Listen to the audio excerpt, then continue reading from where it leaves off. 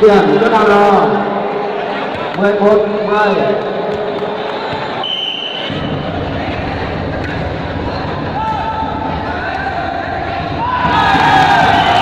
Bóng ra ngoài. Điểm cho nào rồi 12-10.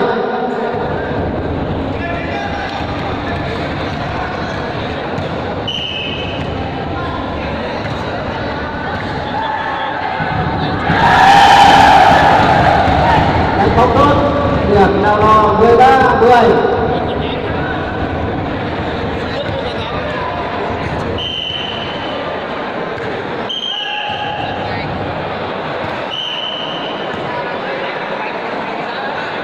Nào lo mỗi vị trí đổi điểm cho các hai 11-13.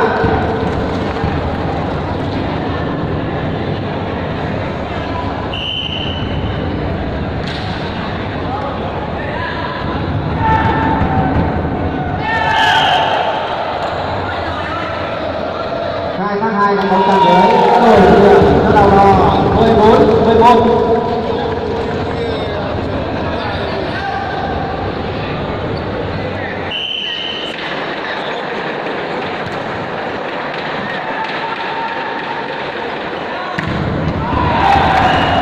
Bóng ra ngoài, điểm cho đầu đỏ 15-11.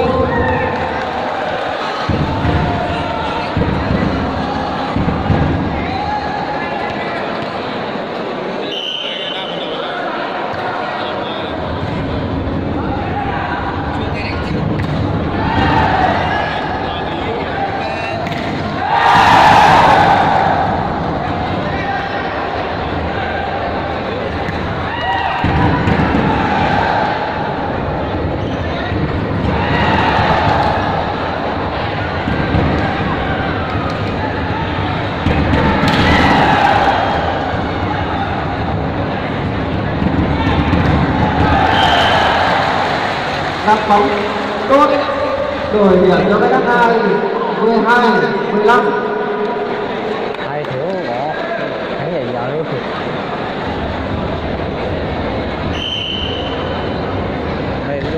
Philippines chủ hết rồi.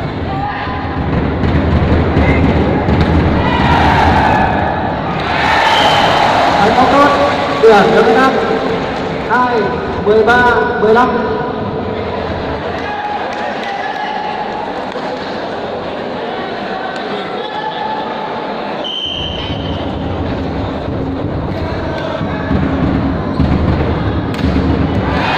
Chặn bóng tốt, điểm cho đất hai 14-15.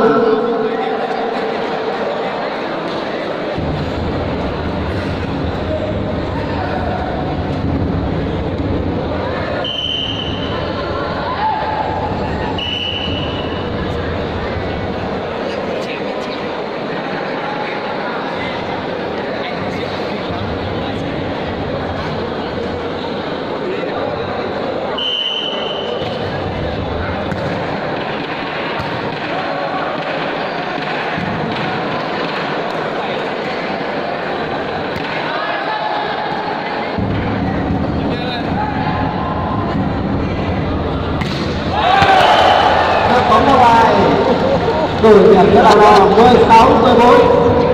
Rồi, sai đi.